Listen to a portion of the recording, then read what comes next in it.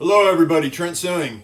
So I told you that I would have 100% pure transparency. I told you that, in order to keep City of Corvallis safe, the best, ooh, my eyes aren't matched up there, that's weird. Anyways, the best thing I could do for the City of Corvallis would be for me to go mobile.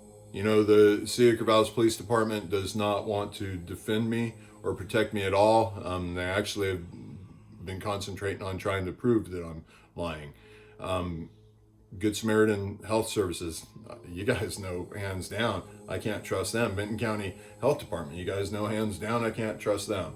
Therefore, my unconditional and deserving love for everybody in the entire world, especially my neighbors that have been dear, dear to me, now they're scared and won't even communicate with me, I need to go. And in order to go, that means I have to get rid of everything as quickly as I possibly can because I want to get out of here as quick as I can. Because I want this community, this amazing community, I want it to go back to normal. This is why I've been begging the professionals to sit down and have a conversation so I can teach them how to handle someone like me. But none of them will respond back.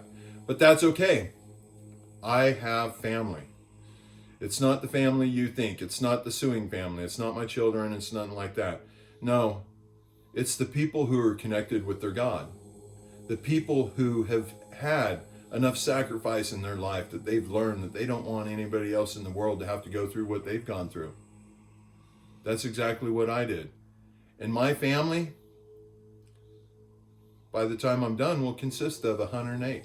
Actually, it'll consist of everybody in the world. But I'll have to explain that down the road. Anyway, so now I've offered my kids, I want to give all my possessions to them because they're my family. My dad, I told him, I said, as long as he can just admit that he was wrong, he can keep all the tools. I love him. I supplied his whole shop with tools, and he knows that. And I never want him to feel guilty. So I always said, hey, Dad, can you store this brand new saw for me? And I'd never go back and get it because I didn't want him to feel guilt or anything or feel like he owed me anything. And Dad, I love you with my entire being. I do. I want all this to go away. I don't want the cops to arrest you. I've begged you, please, come on. Just give me my tool trailer and my tools so I can get the hell out of here. One thing that I have learned, though, is that I have to protect myself coming and going at all times. My father is now using a reference of a power of attorney. Yes, I gave him power of attorney when I went to Ukraine in case I died, because that way he could help Ashley get everything, because I was giving everything to Ashley, and he knew it, the will. Well, now he's trying to use the power of attorney as his defense to why he stole all my tools in my trailer. Knowing good and well that power of attorney was strictly for when I was in Ukraine. But he's trying everything he possibly can to justify why he went against my word when I said, nobody is allowed back in my home. Nobody can have anything after nobody being willing to even stand up against me being assaulted in the mental health assessment. But that's okay. Dad has one choice left. It's to believe that I'm speaking the truth or not. Just like everybody else in the world. You have one choice left. To believe that I'm telling the truth or I'm not. And when I say I'm telling the truth, because of my extreme willing to sacrifice myself for the innocent, it has brought me to a point in my existence that I have become one with my God. I have purged all but 10% of the negativity in my existence. Well, in order to keep moving down that 10% to where I get rid of it all, means I have to let go of all my lively possessions unless they're strictly about me being able to give love for everybody else. For example, my tattooing equipment. I'm going to set my tool trailer up as a mobile tattoo studio, and I plan on giving free tattoos to anybody who wants one, simply if they'll just give me a hug or tell me they love me or let me prove that I can find all eyes. That's all I want. Anything. Or even shake my hand. If they won't do that and they're creeped out, just shake my hand, and even then I'll give them. My crop, my homegrown marijuana crop. I believe marijuana is true medicine because what marijuana does is it numbs the frontal lobe. It numbs the illusion. It numbs your microprocessor, which allows you to have the ability to become one with your God easier because you don't have this screwed up little microprocessor up there trying to tell you reality, because guess what? That's the furthest thing from reality. So I'm going around the house. I want to create this public record. It's not about me bragging about what I'm giving away. No, by no means. It's the exact opposite. It's about me establishing a public record. That way, when my father is pulling power of attorney because he thinks I'm mentally ill, therefore he thinks he has control over everything and he can go against my will and take everything, I have to protect the innocent. I have to protect these amazing, amazing members of my family now that are going to distribute what I give to less fortunate people in need. And they are not going to make any money off it whatsoever. They're strictly about giving love to people that need it. Even if they don't deserve it, they need it, therefore they're going to receive love. Now, I want to real quickly just tell you a little bit what this was to me, the items I'm giving away. And I'm sorry if it's boring to you guys, I get it. I know very few people make it past a few minutes in my videos. And I'm sorry that I have the gift of gab. But that gift of gab is what gives me the ability to be the chameleon, to talk to every single one of you in the world. Being a tattooer, who doesn't love a tattoo artist? I know you guys think, well, damn, he's crazy as hell. Well, most of us tattoo artists are crazy as hell because we get abused horribly by our clients. Nobody appreciates the fact that we are talking from our soul. We are doing from our soul when we're tattooing you. Even if a tattoo artist you think does poor quality tattoos, I guarantee you they're doing the best they're capable of. So they're giving you love and you judge them. That's your right. I'm not judging you for it. It's your right. I don't think that positive is going to come from doing that, but that's your right. Anyway, I'm going to keep moving along.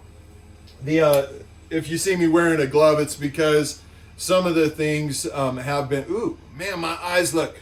I look batshit crazy with these glasses on. I kind of like it. Oh, by the way, there's my hat that I got recently, the Rick and Morty, and like I had said, you could basically consider me Rick. The only difference is I'm not a stinking drunk. I don't even drink at all. And I would never, ever, ever do anything to hurt somebody. All positive, because I work strictly through my God. And yes, as I walk through the house, you'll see alcohol sitting on the floor over here. And the reason why there's alcohol sitting on the floor is because I've had it before for people that choose to drink. But I don't want it in the house any longer. My neighbors, my dear neighbors that have been to Burning Man and stuff, they're going to receive that because that's what they enjoy. It's not my place to judge. Anyway, here we go. But the glove, because some of it has been evidence, and I don't want to take a chance on, disrupting the City of Corvallis Police Department's investigation, because I still believe they're wanting to do their job properly. They just haven't figured it out how to do it yet. And I've begged them to come and pick up the evidence, but they refuse. Even when I hold it up in front of them, bagged, and begged them, please take this, they refuse. So I think later this evening, I need that negativity gone. It's hurting me. Seeing Ashley's dirty panties crushes my heart because I still love her unconditionally, undeservingly. She has by far the biggest part of my heart of anybody in the world has ever had. But now I need to start protecting her too. And I don't want to feel any negative energy towards her. Therefore, since the cops clearly have shown that they don't want the evidence, that they don't feel it's evidence, I mean, I begged them and they still don't want it. Therefore, the only thing I have left to do is, I guess, protect Ashley, and I'm going to destroy the evidence. And Alexis, protect her. And what I know is hardcore evidence, but the city of Corvallis is obviously way more intelligent than I am. They have way more experience than I do. Therefore, I have to take them at their word and entrust in them. Since they don't want it, I'm going to get rid of it because I don't want it to fall in the wrong hands and any harm possibly come to Ashley or Alexis or anything like that. So, hey, let's allow those girls that are just a little lost right now, let's allow them to breathe a little. Ashley, I know you think I'm batshit crazy. I know you lied and you said that I would kill you if you gave up the God code, even though I've told everybody over and over and over.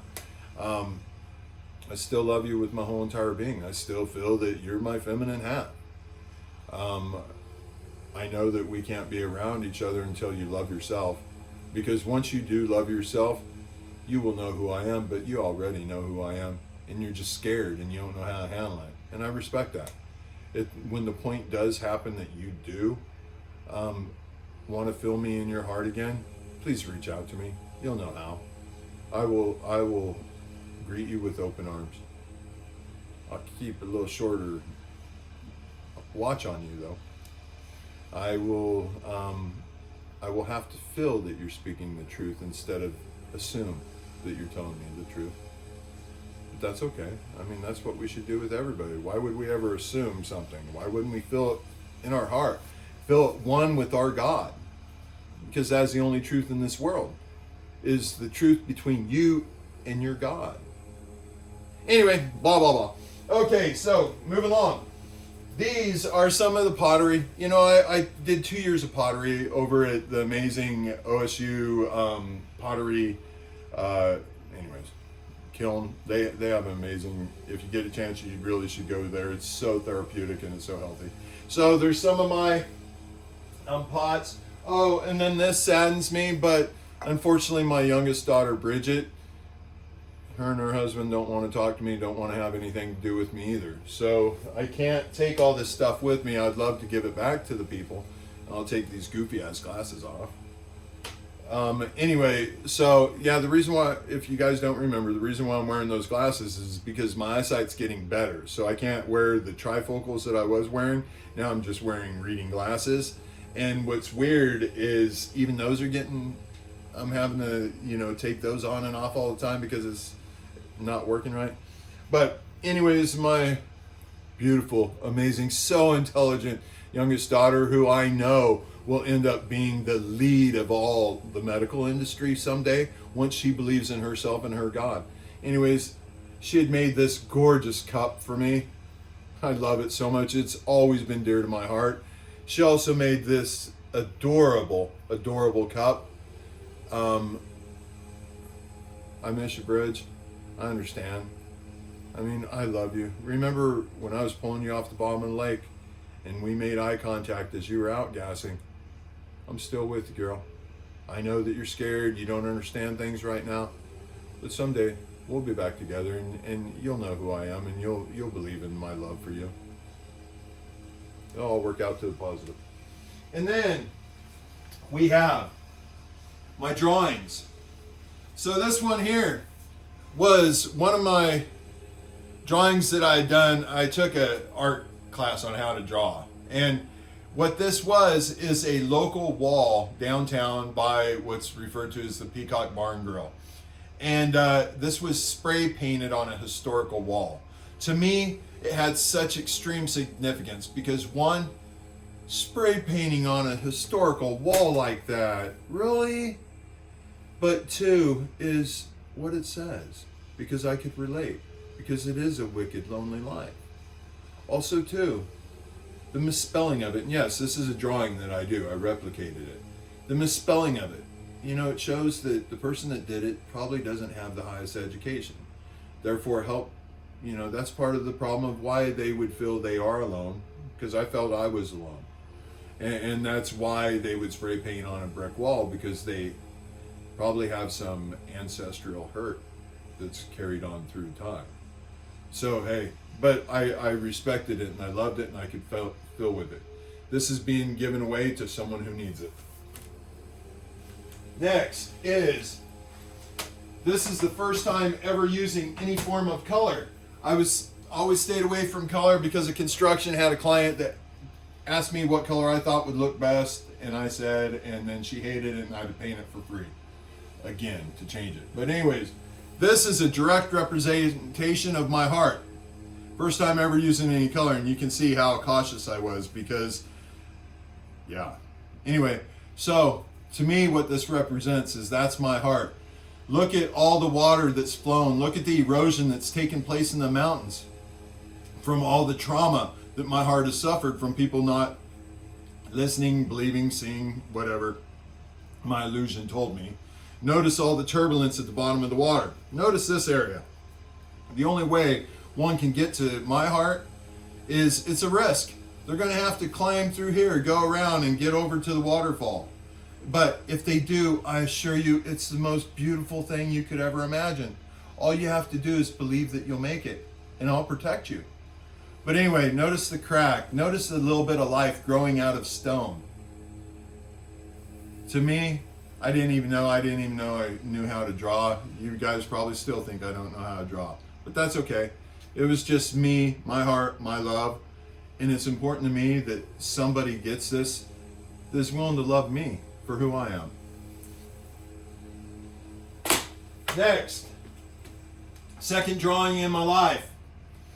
My middle daughter, who I love tremendously, who I actually proved miracles to, who I actually started waking up, but now she wants absolutely nothing to do with me. She's the one I just took a Apple computer to, all childhood pictures of myself and of her, and she won't even respond back, say thank you. I offered her everything else she wants. She hates me, I guess, so much now that she doesn't even want anything I have around her. Anyways, she asked me, hey Dad, if you can draw that, can you draw me a cat?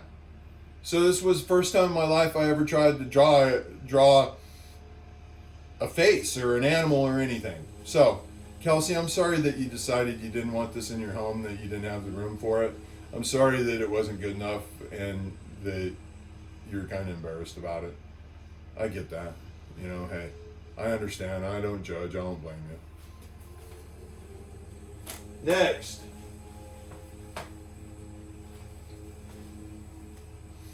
I call this the eye of the storm. When I was in the Marine Corps, I flew helicopters, and at one point, I was flying through a storm. Horrible, horrible storm. And, it felt like we were going to definitely crash.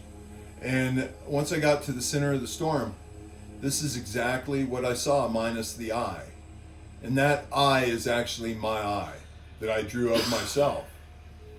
And because to me it was such a spiritual place, the way I got through it was because I centered myself. I just believed in my God, that my God had my back. Kind of like a race car driver. If there's a crash and there's smoke all over the place, you do not slow down. You stay consistent and you have the guts enough to push through it and you'll be fine. A rainstorm on an interstate, hellstorm where people can't see, the worst thing you could do is possibly stop in the middle of the road. Get out of the way, because how do you know the person behind you is not doing the same thing? Anyways, the eye of the storm. This one, very first thing I ever drew in my life. I was hugely insecure. That's why I just used basically a number 2 pencil, because I knew I could erase it, and people wouldn't find my mistakes, and I wouldn't feel like an idiot. Then we have this one. Those of you who my drawing's poor enough where you can't tell what it is. It was my first attempt at doing a negative drawing. To me, it's a calla lily. Notice the stamen sticking up and so on. It's very feminine. In myself, I even see labia. I see the beautiful female reproductive system within a calla lily. And it's not perversion to me. It's beauty. It's love. It's what gives life. So it's a way of celebrating it, not shunning it. Anyways, the person that needs this now will get it. Now I'm going to walk you around and I'm going to show you something else, because my loving, amazing friends, they've sat here long enough and I want them to be able to get loaded up and get on with their day. Plus I have my best friend that's getting ready to be here, and I want to be able to give her my undivided attention as well. So I want to take you guys into show the very deep spiritual healing things that my friends will be taking with them.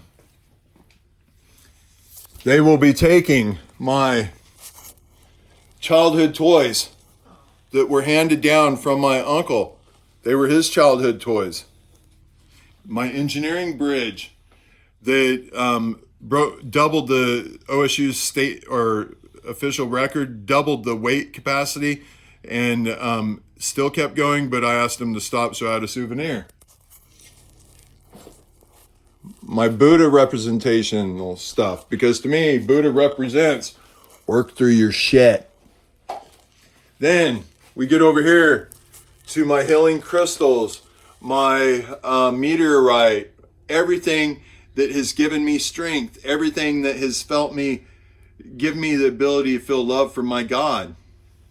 All these things have deep, deep sentimental attachment to me. They will be taking all of that.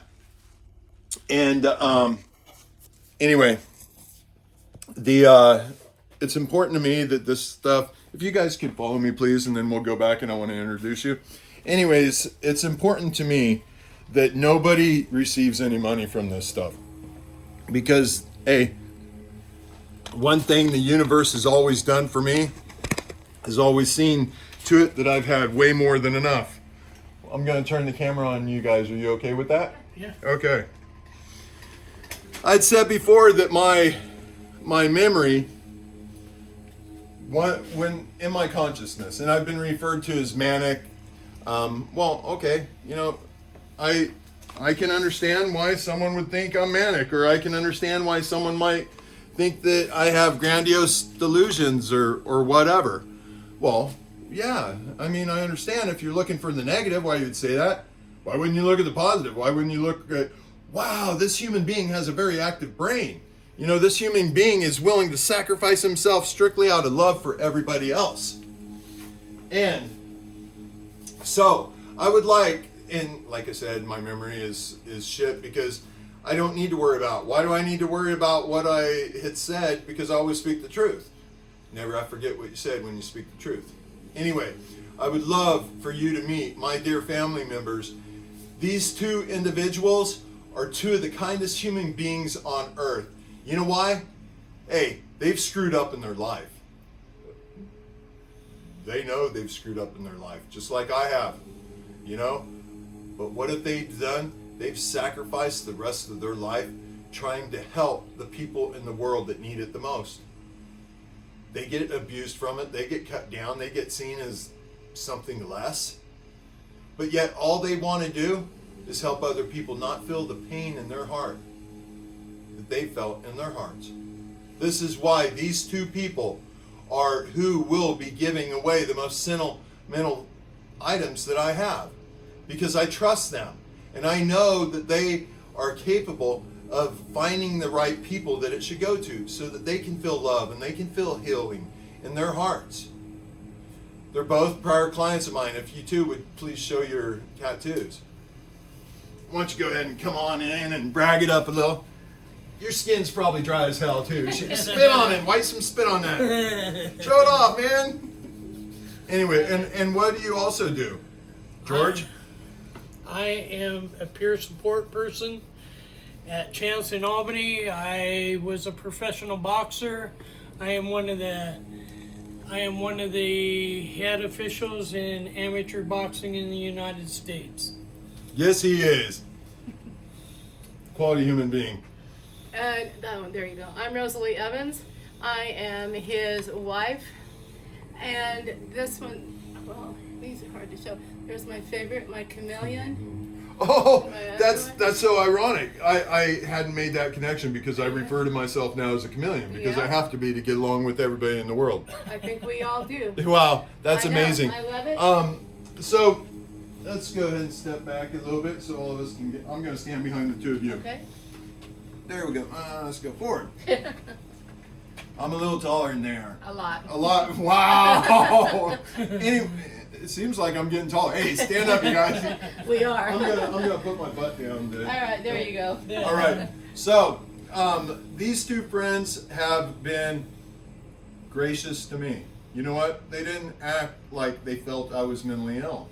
They didn't act scared around me. And you know what? It gave me the ability to show them love. It gave me the ability to see through their eyes. It gave me the ability to let them feel me within them. Is there any truth to what I just said? Yes, there is. Yes, very much. Please tell them. Yes, there is. Yes. Have I done things that you would have thought were absolutely impossible? Yes. They were definitely If out I- of the realm, yes. Have I told you things that you were seeing within your own eyes that has never, ever, ever been talked about in the world? Yes. Yes. Have I also told you what would happen in your brain? For example, the color switching that's never talked about in the world. Did it do it? Yes, it did. Yes. George. That blew me away. Yeah, George. I held George's hand, and when I communicated with him, I had my eyes closed, and I entered his body, and all my energy flowed through his body, where he felt it go clear down to his feet, and I told him where I was at, and it was accurate. Is this true, George? Yes, it is. Did you almost pass out when I let go of your hand, George? I almost fell down. This is a professional boxer, almost fell down. I almost knocked him out strictly by holding his hand and giving him unconditional, undeserving love. Yes. Yes. Enough about bragging, because that's not what this is. This is about me wanting to give you love, and the only way I can give you love is if you make the one choice to believe that I'm telling the truth. And then all I want to do is give you that love. Anyways, thank you guys for listening. Thank you to my amazing family, We love you. because you know what? Great things are happening. Oh, by the way, my necklace, my Beads. meditation beads. Thank you, dear. My meditation beads that my amazing youngest daughter brought back for me from Nepal that she had gotten from a monk. It broke, unfortunately, but now I am distributing those beads to each one of your illusion would consider them my disciples. I will have 108 family members, and I will be giving each one a bead off of my healing beads that healed me so much, all because of my loving daughter who thought about me when she was doing the most extreme thing in the world she'd ever done. Pure love, tiger's eye, little beads. I hope someday I'm able to meet you and you're able to love me enough to allow me to be able to give you one before they're gone. Anyways, thank you so much. I love you guys, and I'll talk to you again soon. Bye-bye. Want to say goodbye? Bye-bye. You want to say hi, Mom, or anything like that? Because the whole world is watching. See y'all. Bye-bye. Thank you.